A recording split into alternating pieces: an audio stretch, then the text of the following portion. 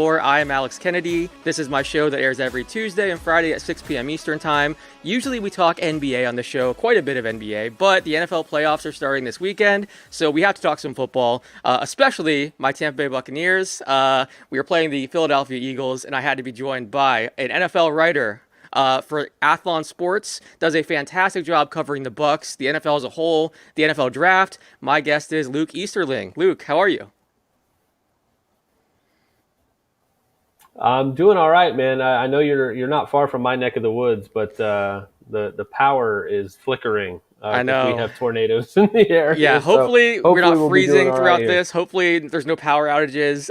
We shall see. But yeah, I had to bring you on to talk about this Bucs matchup. I want to start with how they finished the season though, because they were playing really well. They finished with 5 out of 6 winning 5 out of 6 games. But that Saints game, I was at that game. It was brutal. The Saints seem to have the Bucs number for several years now, and that was a brutal game to go to. And then that Panthers game, it was just so frustrating, especially offensively. The team wasn't able to do anything. I know Baker Mayfield was limited with the rib injury, and then I think he also got banged up on a hit too, so he just wasn't himself. But I guess, what's your confidence level entering the postseason for this Bucs team? My confidence level rests very much on how poorly the Philadelphia Eagles have played over the last 5 or 6 weeks, too. I think that has a lot to do with my confidence compared to last year when I don't think anybody gave him much of a shot against Dallas, and rightly so. But a month and a half ago, that was kind of the feeling again, right? Was that, hey, even if the Bucs end up, limping their way to another NFC South title in that terrible division, they're going to get whatever team doesn't win the NFC East, and it's going to be the same result as it was last year. But if you look at the way Philly's playing, I don't know that anybody could have envisioned this being a best case scenario for the Bucs, but kind of seems to be the case. If you had to pick anybody to play, I don't know if anybody's playing in a more disappointing level relative to expectation than the Eagles are right now. So as far as the Bucs themselves, obviously the performance we've seen over the last 2 weeks is not good enough, right? You were riding high on that 4-game winning streak, especially the way they went into Lambeau against Green Bay and played so well in every facet of the game. That's really maybe the only complete game they've played all year. But to come home, the home finale, to have a chance to close it out against the Saints and to play so poorly and lose that game and have to go on the road to play Carolina, and then you go on the road and Carolina's defense is no slouch, by the way. Number 3 defense in total defense in the whole league. So it's not like it's terribly surprising that they didn't play well on offense, but just not enough to make you feel like you went in and made a statement and played well against the worst team in the league. You won 3 field goals to nothing, and you'd rather win ugly than lose pretty. But I don't think anybody watches this team over the last 2 weeks. Baker Mayfield banged up. The offense kind of disjointed, the defense still not, still giving up too many chunk plays, not making enough big plays on their own. Just not enough to feel confident. So you're hopeful. If you're a Bucs fan, you're looking at this and saying, hey, as long as the Eagles keep playing like they have and the Bucs can recapture whatever the hell it was that they had in Lambeau in that 4-game winning streak that was a part of, then they've got a shot at home Monday night. Place is going to be rocking. It's going to be a great atmosphere. But that's what you're hoping if you're a Bucs fan, that the Eagles can continue to have the same problems and that the Bucs can fix theirs. I'm curious, what's going on with the Eagles team? Because, I've been watching from afar, but they've lost 5 of 6. Fans are freaking out, calling for coaches to be fired. I believe they changed defensive play callers, and it's just really ugly. And now, as if it wasn't bad enough, Jalen Hurts has an injured finger. A.J. Brown is banged up. Devonta Smith has an injured ankle, I think. There's a number of injuries they've been dealing with as well. So, they are limping into the playoffs, literally and figuratively.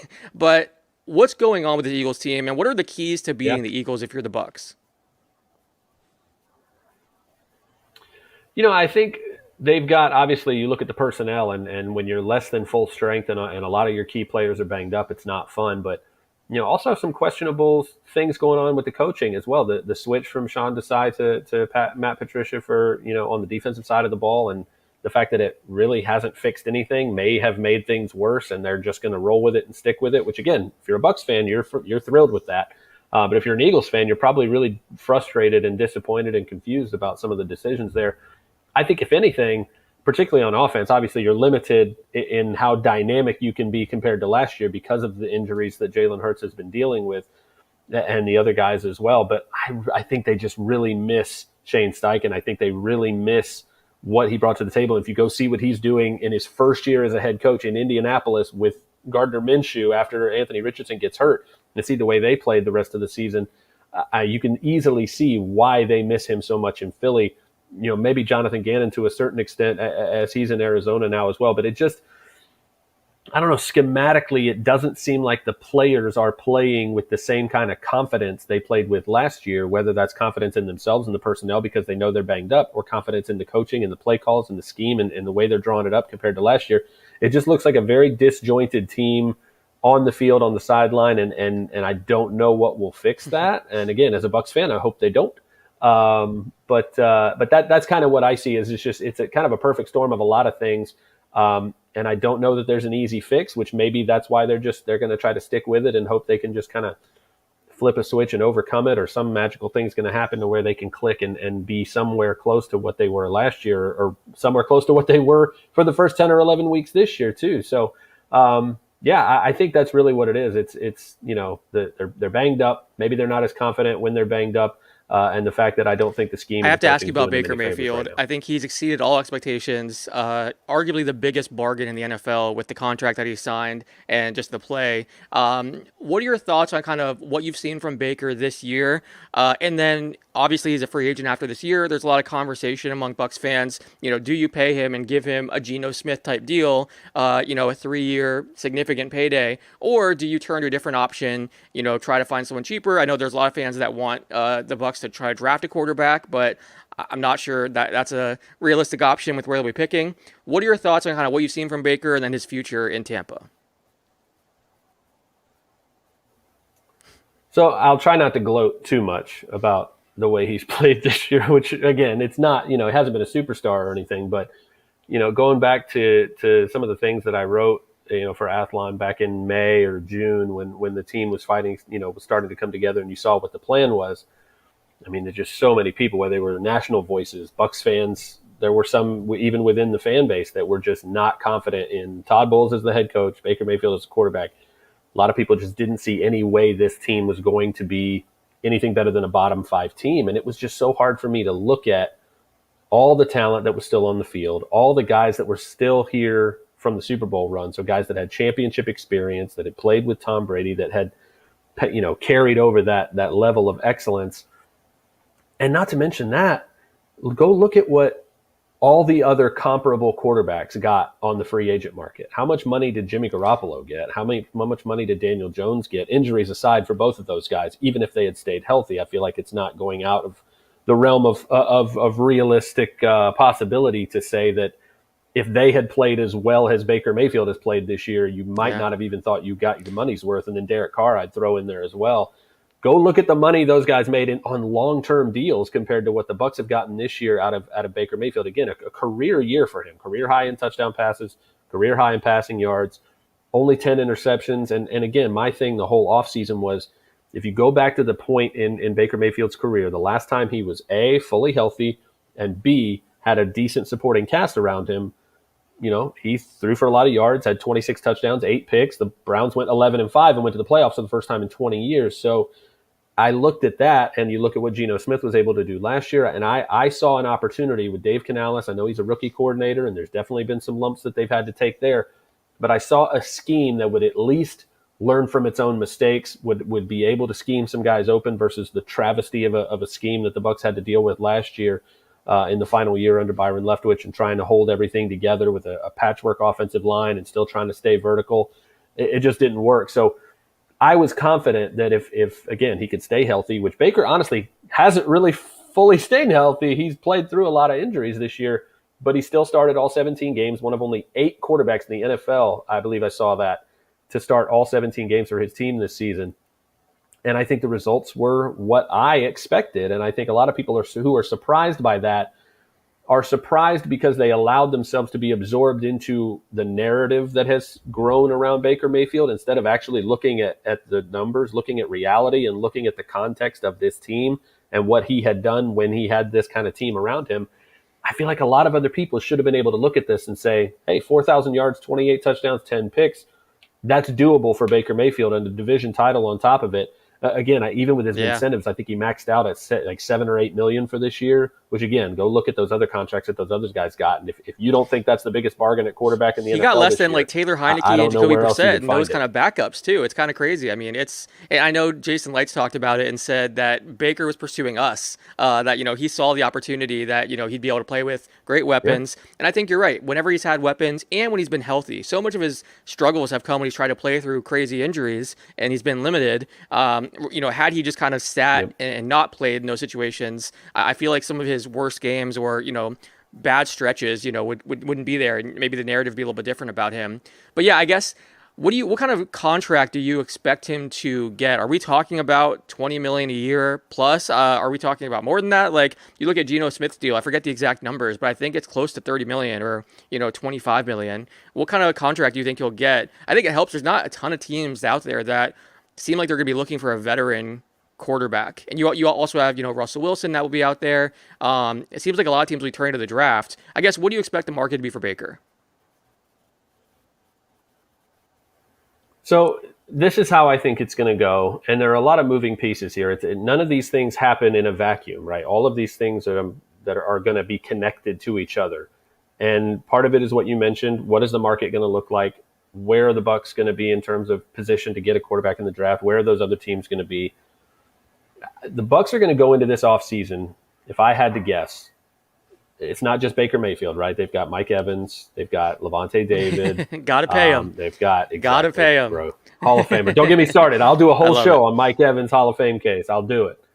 But Antoine Winfield and Yep. Tristan Wirfs are going to get blank checks. If it's not this year for Winfield, it'll be the franchise tag and next year. But my point is, they ate all of that, almost all of that dead cap this year, almost $80 million in dead cap, and still won the division. By the way, if you're gonna talk some, what about Todd Bowles, make sure you mention the fact that everybody picked him to finish bottom 5 this year, and he won the division anyway with $80 million in cap and dead cap. But the Bucs are going to go into the offseason, in my opinion, and say, listen, be really transparent with guys like Baker, Evans, be like, we want you guys back. We would like to run this back, and we think we can win another division title with this group.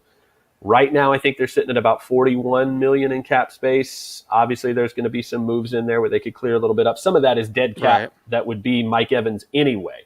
So, it behooves them to get him to stay anyway, because they're going to be paying double digits in cap number for him anyway. So that would offset some of that. I think they're going to go into this season with relatively close to 60 million-ish in actual cap space to work with. Probably moving on from Shaq Barrett, probably a couple other moves that they can do to free up some money. But particularly with guys like Mayfield and Evans, Levante David, if he wants to play, I think will be back in Tampa in a deal that makes sense for everybody. Wirfs and Winfield are going to get paid whatever they want. They're not going anywhere. Whenever that happens, it's when, not if. But with Baker and Evans in particular, I think they're connected in a way, because I think what the Bucs are going to do is they're going to go to them and say, hey, we kind of have an idea how much money we're going to be able to spend. We don't know exactly. We don't know what that's going to be relative to what we can afford to pay you, because we need to know how much everyone else is willing to pay you. So those two guys in particular will go out into the market. Evans will see if somebody is willing to throw stupid money at a guy who is playing out of his mind for being 30 years old. Let's be clear about that. But NFL general managers and owners don't tend to reward that. They don't seem to care most of the time. If you're going to be 31 years old, which he will be next season, it feels unrealistic to me, based on the pattern of how the league has worked in the past, that somebody is going to really overpay for Mike Evans, even the way he has played this year, leading the NFL in touchdown catches at 30 years old, still averaging 16 yards a catch. Ridiculous, right? But they just don't, contracts don't work that way. They don't reward 30-plus guys for what they've already done. They look at what you can do in the future, and that usually doesn't cost $25-30 million a year if you're Mike Evans. It just doesn't. And so they will send both of those guys out. And I've said this before, if a team like Houston, goes to Evans and says, hey, we're going to give you $25-30 million a year to come back to back home. He's from Galveston. He loves his hometown. If that happens, I could see him saying, I'll go finish my career in Houston for $30 million a year over 2 or 3 years. a lot of that going to be guaranteed, and they can afford it. That's maybe the only scenario. I know some people have mentioned Kansas City. I feel like Houston would beat out Kansas City in that just because of the location personally, and I think they would be outbid too. But what I expect is I expect Evans to go out and Mayfield again, to get back to really your question, which is both of those guys are going to go out and see, is anybody going to pay Baker Mayfield $25 million a year over 2-3 years? You said the Geno extension, Yeah. which I think was 75 over 3 years, but like one or two of them was guaranteed, something like that. So, is anybody, like you said, with the way teams are set right now, who needs a veteran quarterback like Mayfield enough to pay him 75 million over over 3 years, two of those guaranteed? I don't know that any other team in the league is going to be sure enough about Baker Mayfield to do that. I think the Bucs might be the only team who would, but if Yeah. nobody else Don't bid will, against then you yourself. don't have to, right?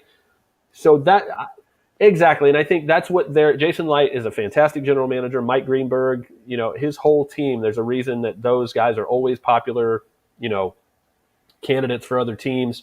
That whole team that he has, Jackie Davidson and Mike Beal and everybody, they have such a great system and they understand how to use their money so well that I think they're going to be completely honest with these guys. It's nothing personal. Go out and see what everyone else thinks you're worth, and we will beat it by a dollar, basically. And there's a lot of ways to beat that, right? You're in Florida. You're no state income tax. The same deal in Florida is not the same deal in New York or Yeah. California or even Texas. In a lot of those places. So what I think, both of those guys will end up coming in for less money than people think, not because they don't deserve it, not because they didn't earn it, but because the Bucs will only have so much to go around. And I think both Baker Mayfield and Mike Evans understand, I got a really good thing going here. We have a second year in the offense, assuming all the coaching staff stays, which I expect them to now that they're in the playoffs again. Both of those guys, I think, are smart enough to understand that they've got a good thing going here. And if the money is close at all, I don't see them going somewhere else for an extra couple of $1 million as opposed to staying in Tampa. I wouldn't be surprised to see both of those guys stay in Tampa for less than $20 million a year. I really think that's Yeah, I very think that's the realistic dream if you're a because of Bucks that fan. contract. Obviously, Winfield and Wirfs have to be the top priorities. Winfield, I mean, I could go on and on about just how great he's been this season. So underrated. The fact that he was a Pro Bowl snub is crazy. I think Yeah, he's the best safety in the NFL. Should be getting more Defensive Player of the Year love. It's wild, but I'd imagine he's the top yeah, priority entering this offseason. And then I think Evans has to be next after